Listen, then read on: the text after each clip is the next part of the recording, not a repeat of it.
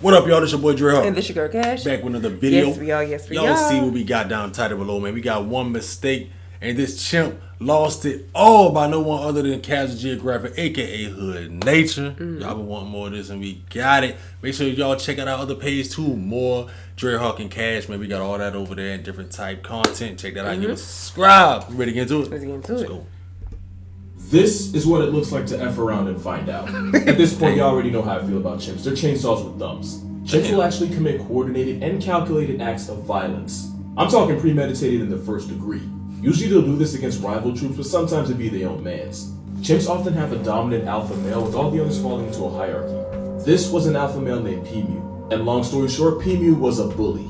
He was a tyrant top dog and asserted his dominance by beating on his underlings. But like all bullies, one day P-Mew pushed too far. It started with P-Mew being groomed by another chimp named Primus. It was all good, until P-Mew turned around and bit Primus. Primus had enough and a fight quickly broke out.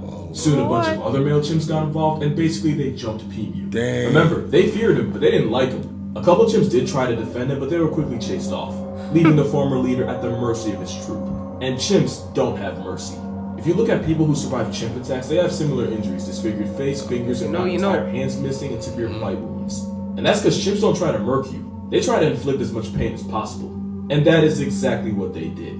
These chimps took turns beating on their former leader, biting at his face and hands. At one point, they even castrated him. The chimps would constantly stop, and it would seem for a moment like they'd let P-Mew go, until one of them would start screaming and initiate the attack all over again. By the time it was over, the former bully was beaten, battered, and bloodied.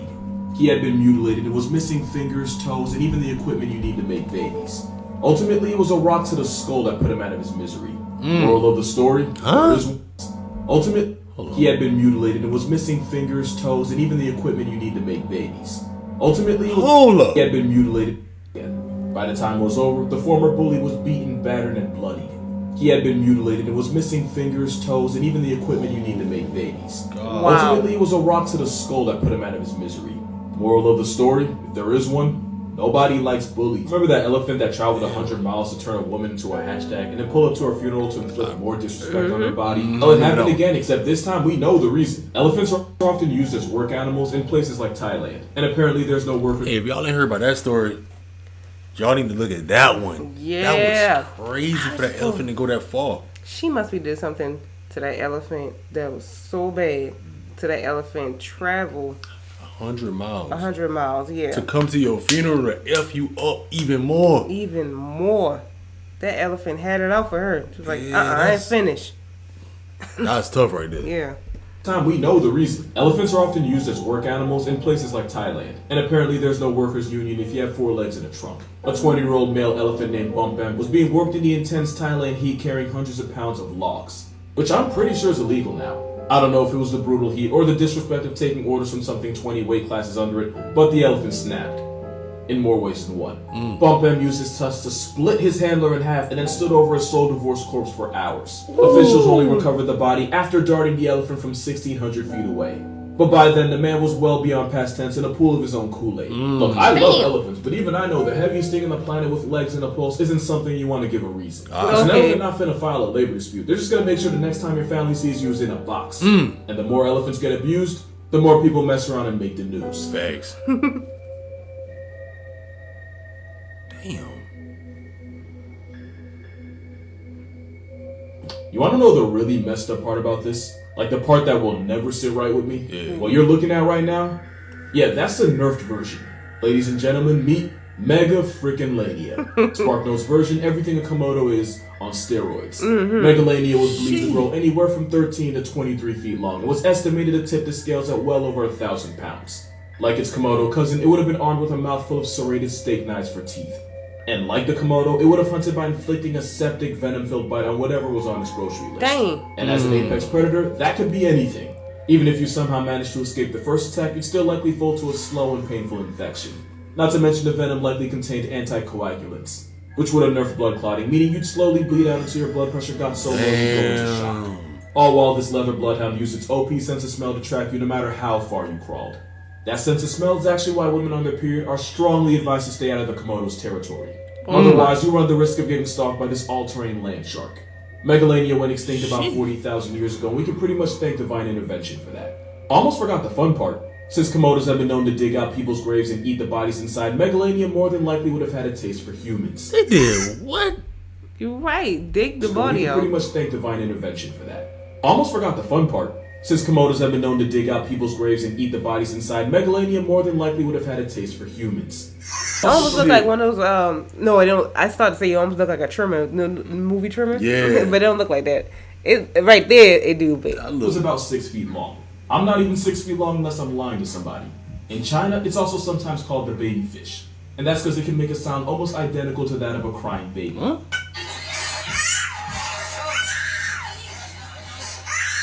They're not legal as pets, but even if they were, at best you'd get a lot of visits from CPS. And at worst, you might just get put on the list. And I low-key spent a minute trying to remember what this thing low-key reminded me of, until I remembered Hiccup trained his more melanated cousin. Also, me and this off-brand Pokemon have one thing in common, it's that we're both legally blind. But where I have contacts, giant salamanders have these little nodes all over their body that helps them sense vibrations around them. Basically, beasts breathing like Minosuke. And they usually do this while hunting for their worms, fish, crabs, and random shrew they like to eat. They'll also resort to cannibalism, but because they're blind, we'll never know if it's on purpose. Also, they can live to 60 years old, but there have been some stories of salamanders reaching 200. Whoa. It's probably capped, but if it isn't, that means they were alive for slavery and chose to do nothing. Maybe that's why they're always crying. Let's talk about the fact that there was a special breed of jacked steroid lions living in Africa. Well, kinda. So there's a part of Africa where the Okavango River meets the Kalahari Desert, resulting in the oasis known as the Okavango Delta, which is basically a Whole Foods for animals of all kinds. Here's where the lions come in.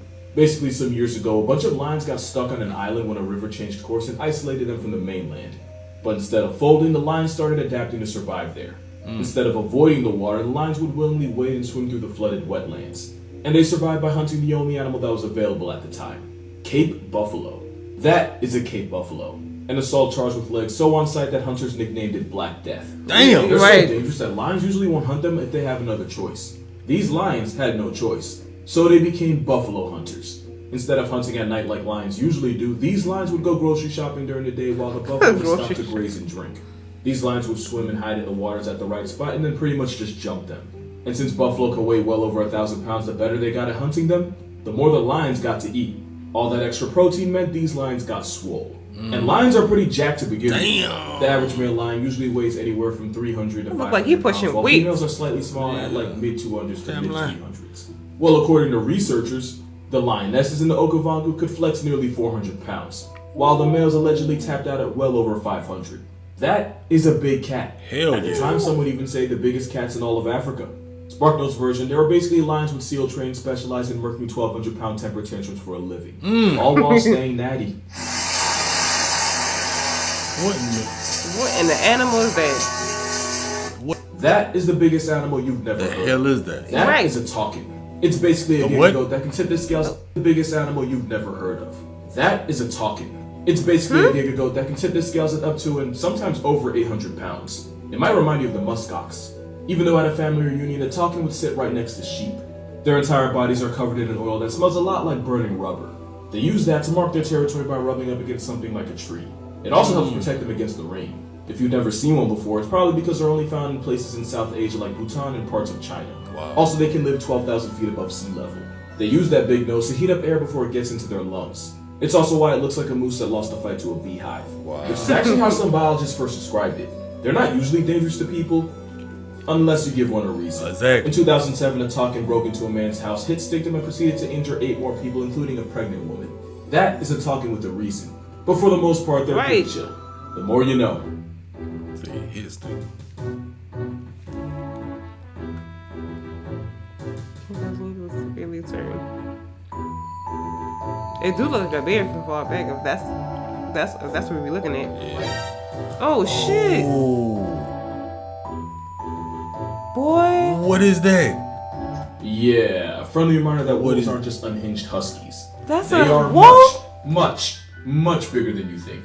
As big as you think they are, they will find a way to be bigger. This What? is a husky. This is a husky next to a wolf. And if you're talking about the biggest wolf in the world, you're probably talking about the timber wolf. Biggest ones can grow to 7 feet long. Keep in mind he's 7 feet tall. And they can weigh up to 130 some pounds. And if that number doesn't mean anything to you, keep in mind most German shepherds, the same one that'll probably fold most dogs, usually weigh less than 90.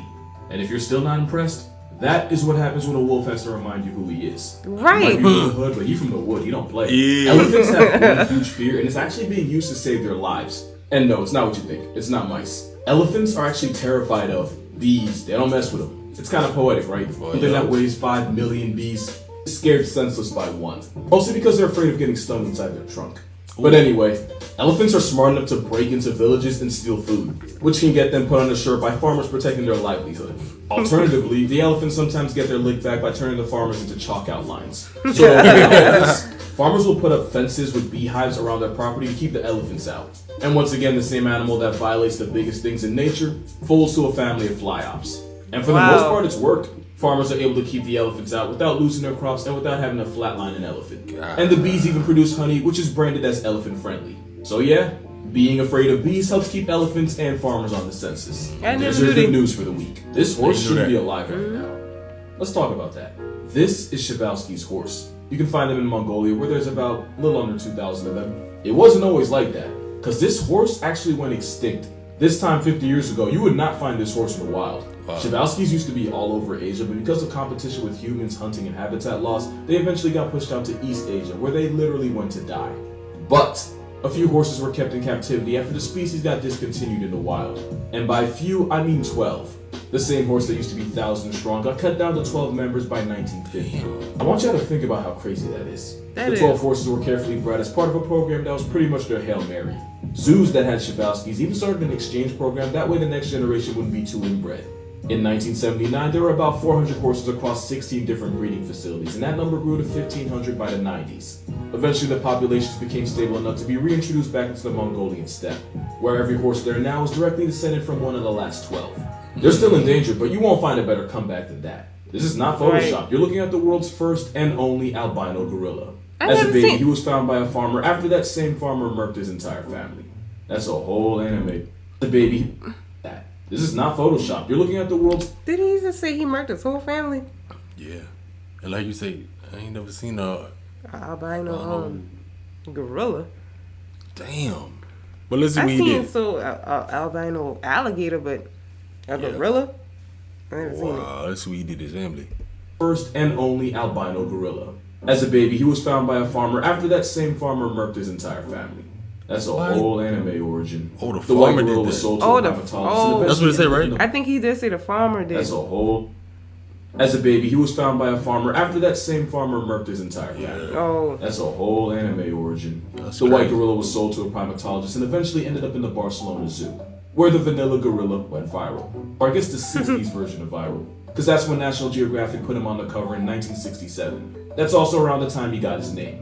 Snowflake.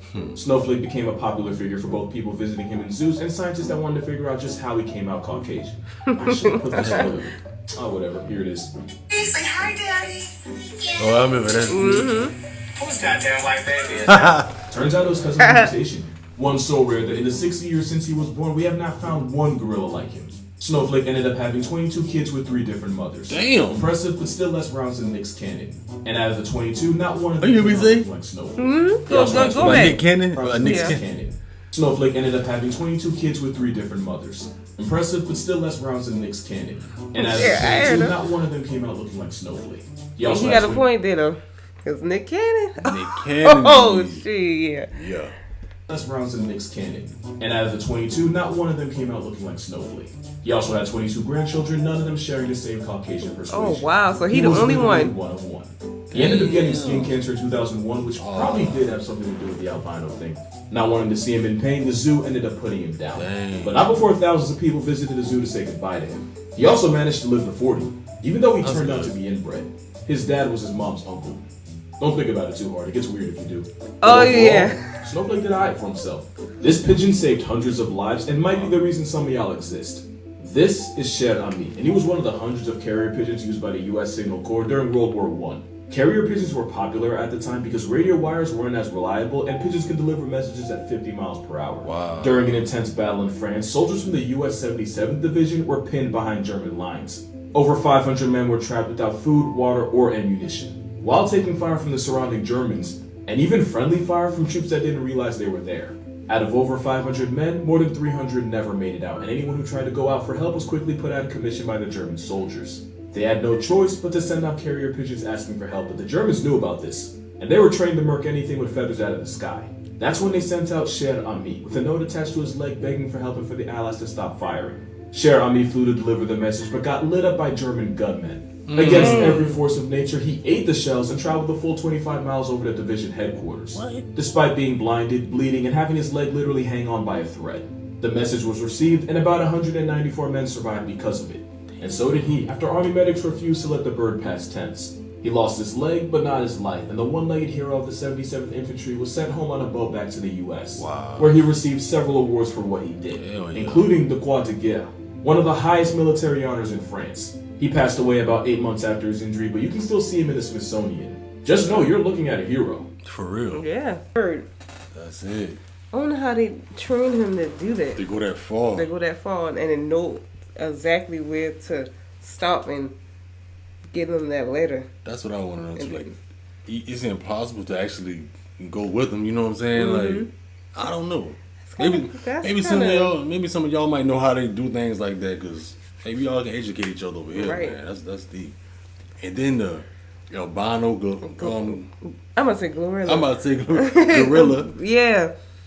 And there's only one of him. He had 22 kids, and none of them came out like None of them him. came out like And him. his grandkids, his grandchildren didn't even come out like him. That's wow. always Because noticed it's like, dang, why did none of them come out like him? No, not even one. Not even one. That's crazy. Keep it going. That was deep though. Hey, I like that. That was one mistake, and this chimp lost it all, man. You always can learn a bunch of stuff from Cavs Geographic. Make sure y'all check out his channel. Go over there and get him subscribed. Check out the videos.